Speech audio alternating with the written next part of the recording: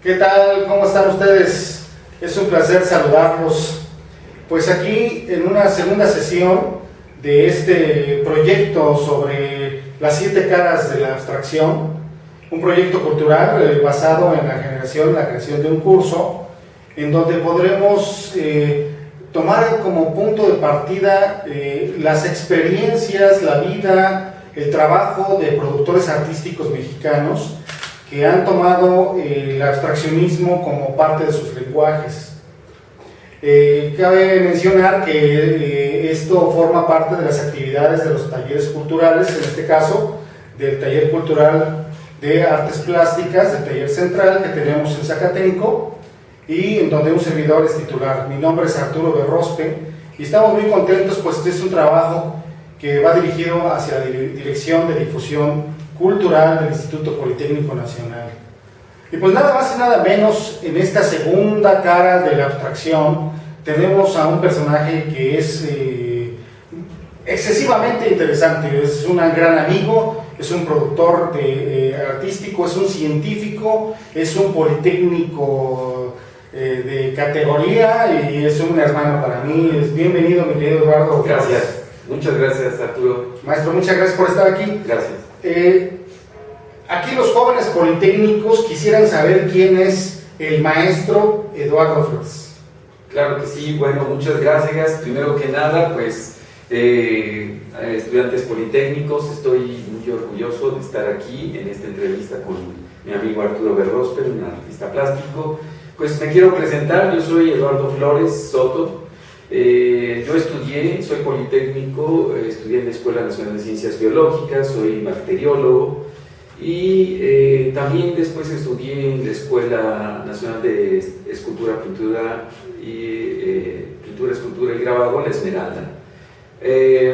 Estas dos profesiones pues me han permitido ver la cara de la ciencia y el arte de una manera muy interesante, digamos, tras la paja.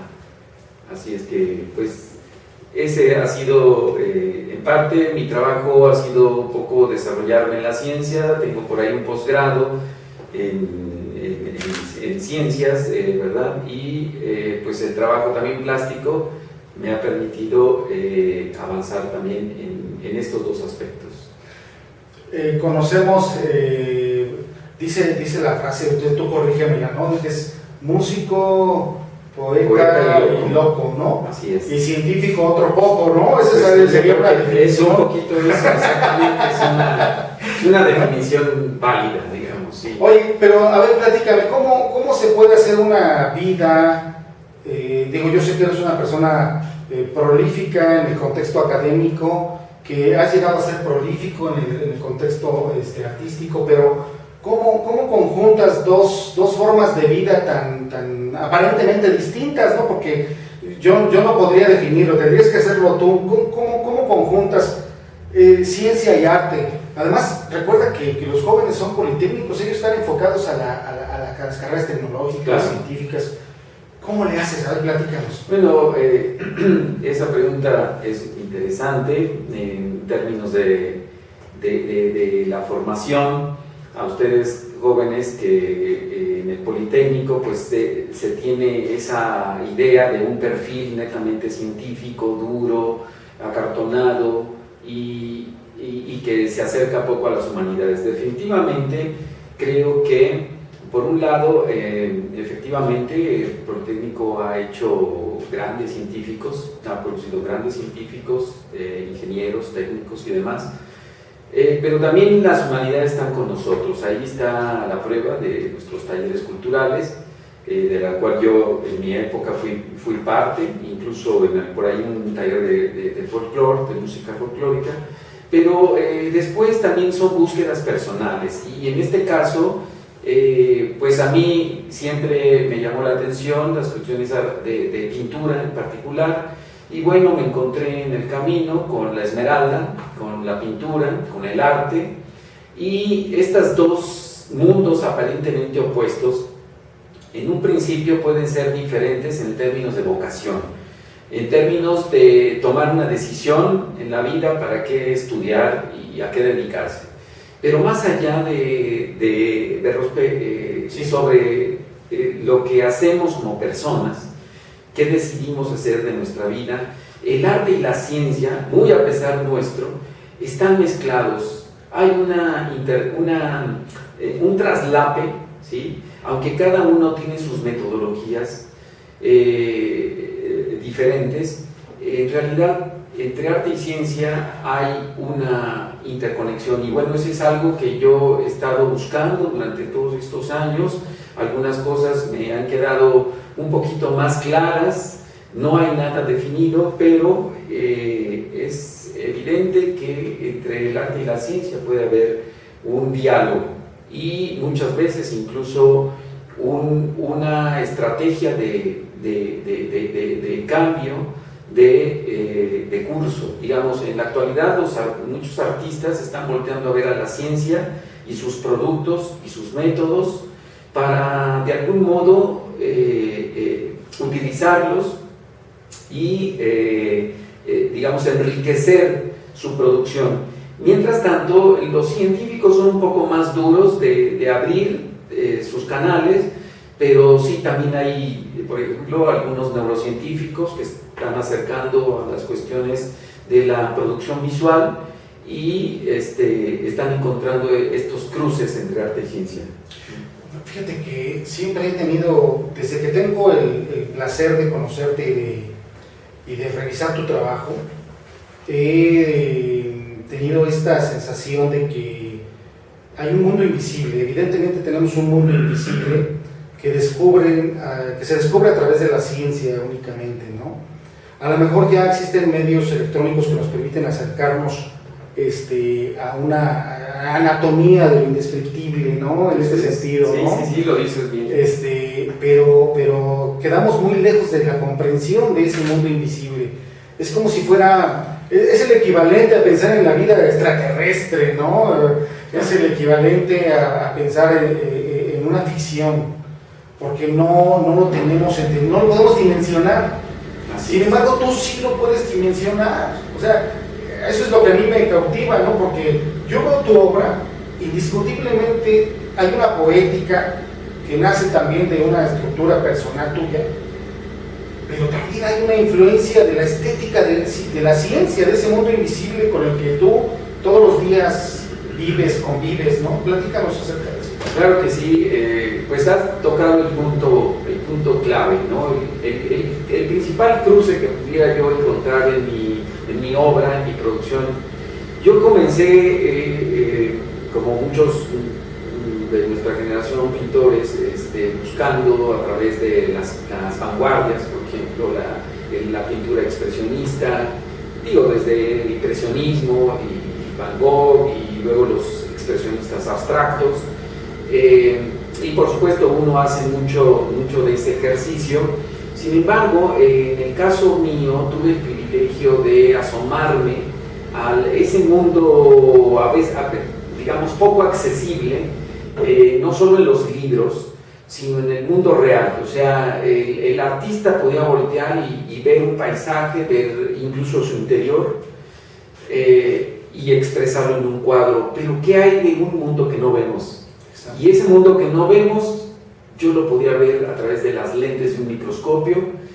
Y pues mi vida, desde ciencias biológicas hasta, toda mi formación científica, me permitió acceder a este mundo microscópico, celular, molecular, donde ahí encontramos una riqueza en términos de formas, una riqueza formal. Entonces yo me empecé a imaginar esas formas dentro de mis telas, y pues había ahí una cantera, un germen netamente formal. Digamos, no había una conceptualización.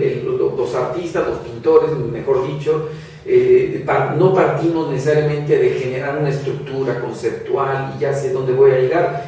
Partimos de un boceto, partimos de un trazo, partimos de experimentos plásticos, pero definitivamente mis observaciones a través del tiempo sobre tejidos, células, microorganismos, bacterias, protozoarios en movimiento, eso me dio a mí muchos elementos para poderlos yo transportar a la tela.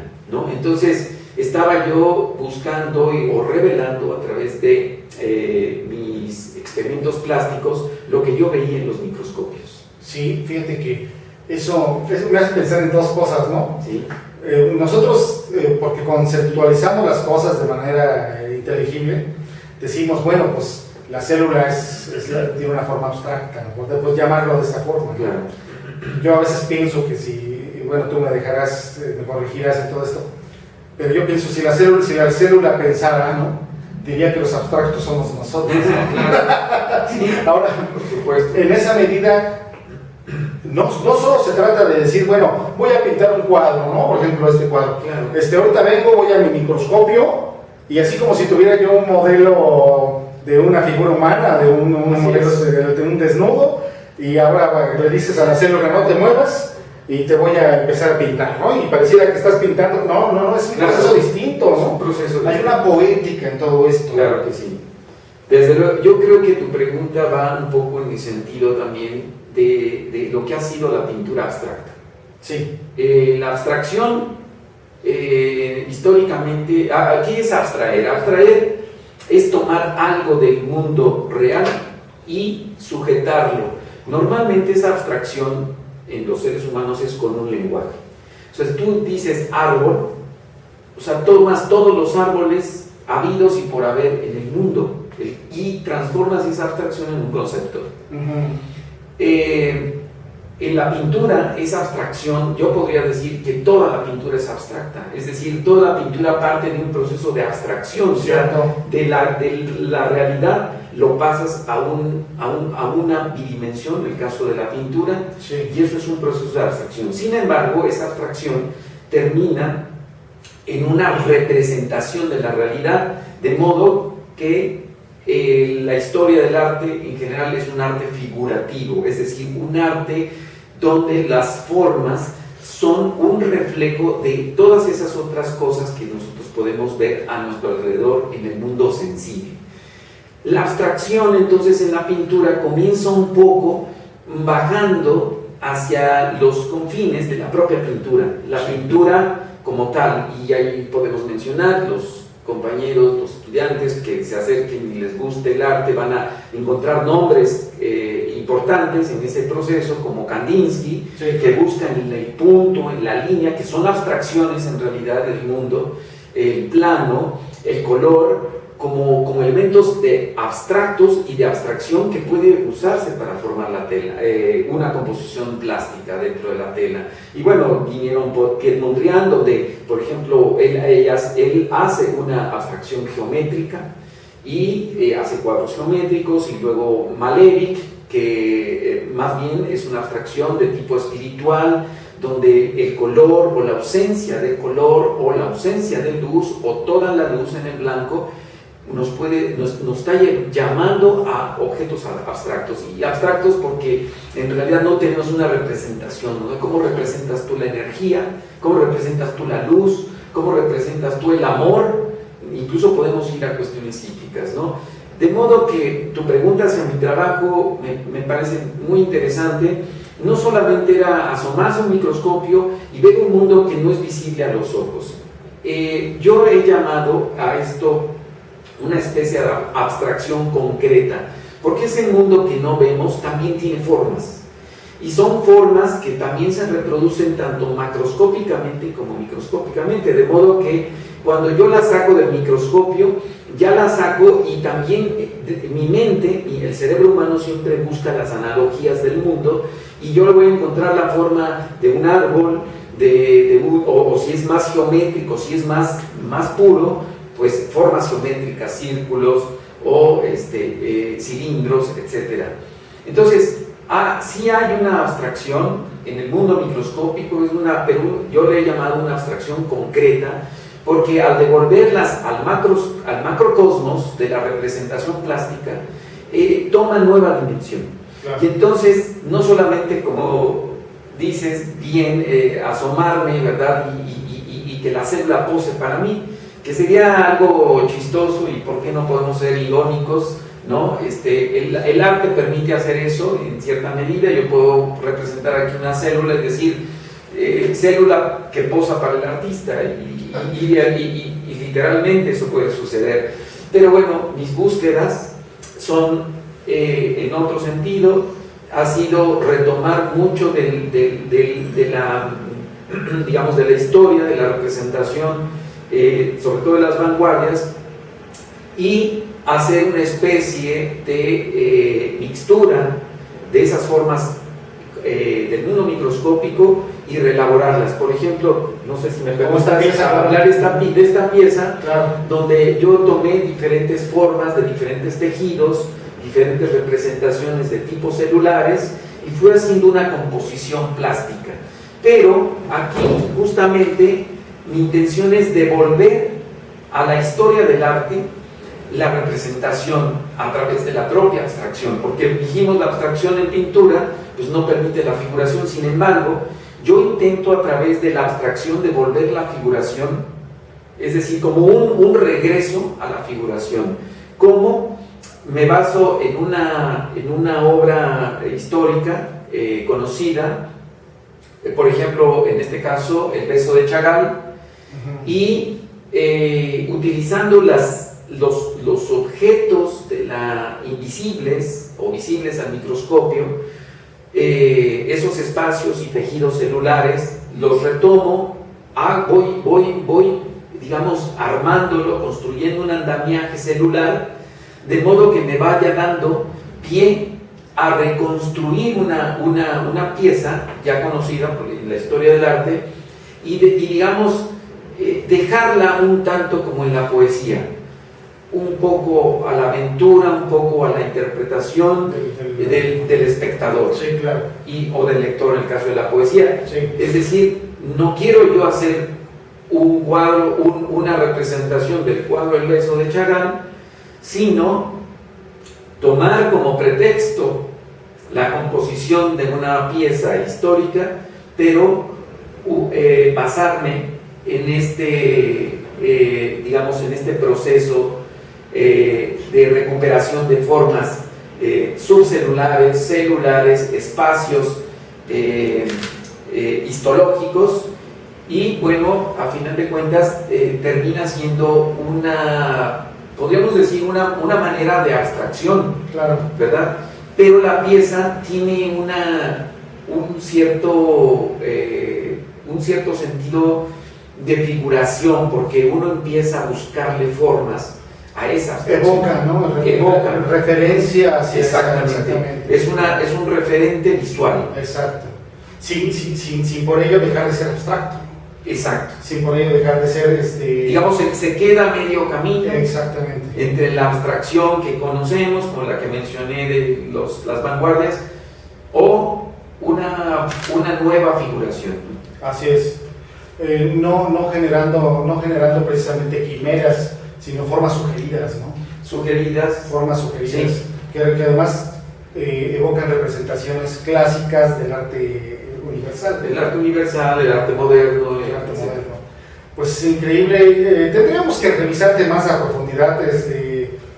A veces un solo cuadro nos magnifica las circunstancias, pero revisarte sería dedicarle un verdadero tiempo a algo que definitivamente, muchachos, no tenemos todos los días. No hay artistas a la vuelta de la esquina que estén trabajando con las mismas condiciones, con los mismos objetivos, con la misma intencionalidad. A mí me parece que este es un parteaguas para la comprensión en este momento y para este curso de lo que es el arte abstracto.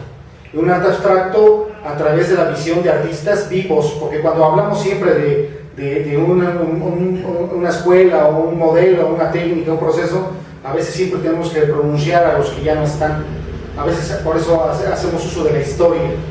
Pero ¿qué pasa con lo que está sucediendo hoy?